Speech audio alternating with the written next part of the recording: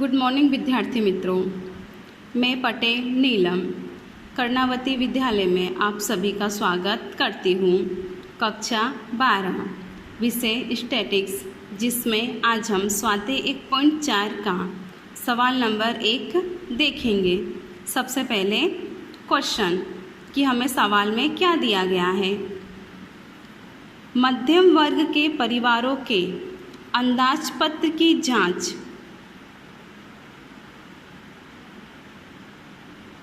निम्नानुसार सूचना प्राप्त हुई है। उस पर से वर्ष 2013 के सापेक्ष में वर्ष 2015 के जीवन निर्वाह खर्च में कितने प्रतिशत परिवर्तन हुआ है, उसे सूचकांक ज्ञात करके बताइए। और यदि वर्ष 2013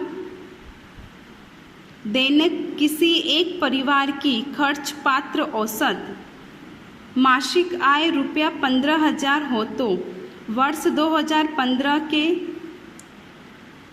दैनिक आवश्यक खर्च पात्र औसत मासिक आय का अनुमान निकालिए।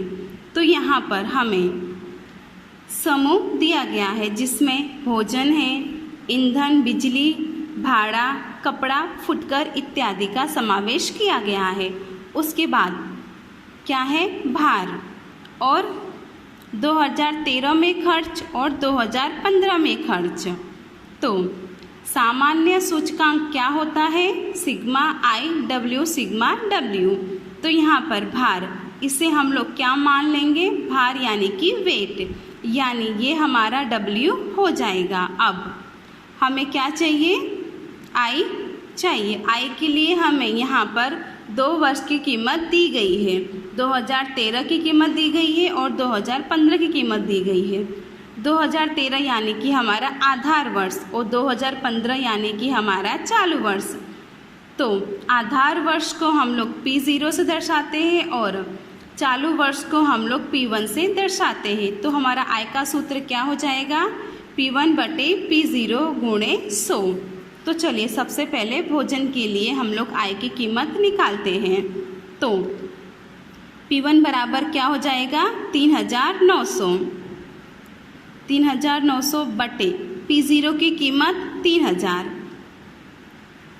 3,000 गुणे 100 बराबर कितना हो जाएगा, 130।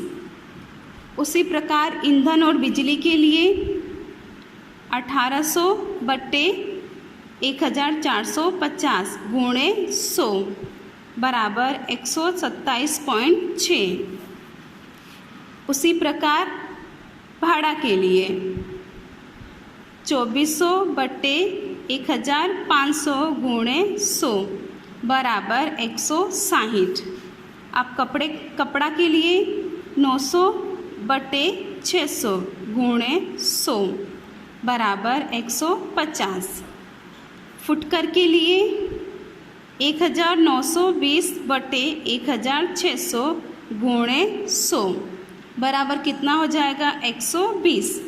तो हमारे पास W यानी आय की कीमत हो गई है। अब इन दोनों का गुणाकार 45 गुणे 130 बराबर 5,850। 15 गुणे 127.6 1,914। 10 गुणे 1,060 मतलब 10 गुणे 160 मतलब 1,600 1,600। अब है 20 गुणे 150 यानी कि 3,000। इसके बाद क्या हो जाएगा, 10 गुणे 120 बराबर 1,200। अब हो गई, अब W का टोटल सिग्मा W बराबर कितना हो जाएगा, 45 + 15 + 10 + 20 + 10 यानी कि यहाँ पर 100। और सिग्मा IW का टोटल कितना हो जाएगा, यहाँ पर हम लोग सिग्मा IW का टोटल 13,564। इसके बाद जीवन निर्वाह खर्च का सूचकांक I बराबर sigma IW upon sigma W। तो सिग्मा IW कितना है 13,564 बटे सिग्मा W कितना है, सॉरी यहाँ पर 100 आ जाएगा। अब यहाँ पे कितना हो जाएगा 13,564 बटे 100 यानी कि 135.64।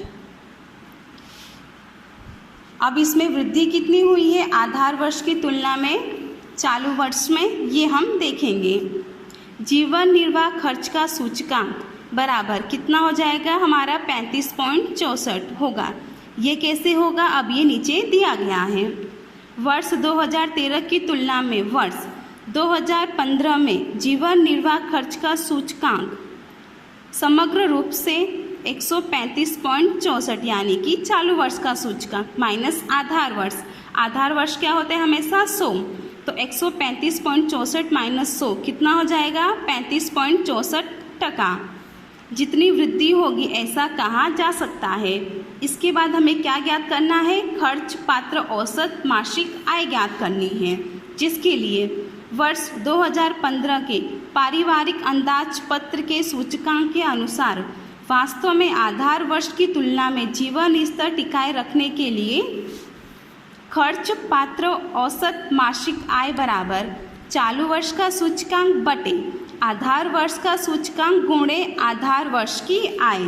तो यहाँ पे चालू वर्ष का सूचकांक कितना दिया गया हमें 135.64, तो यहाँ पे हम लोग 135.64 लिखेंगे बटे क्या है हमारा आधार वर्ष का सूचकांक, आधार वर्ष का सूचकांक यानी कि 100, यहाँ पे हमारा 100 हो गया गुणे आधार वर्ष की आय, मतलब कि हमें सवाल में यहाँ पे 15,000 रुपया दिया गया है आधार वर्ष की आय, तो यहाँ पे हम लोग 15,000 रुपया लिखेंगे। अब इसका आंसर हमारा क्या हो जाएगा 20,346। ये हमारा आंसर हो गया, यानी कि इतनी वृद्धि होगी। अब आपको क्वेश्चन नंबर 2 होमवर्क में करना होगा।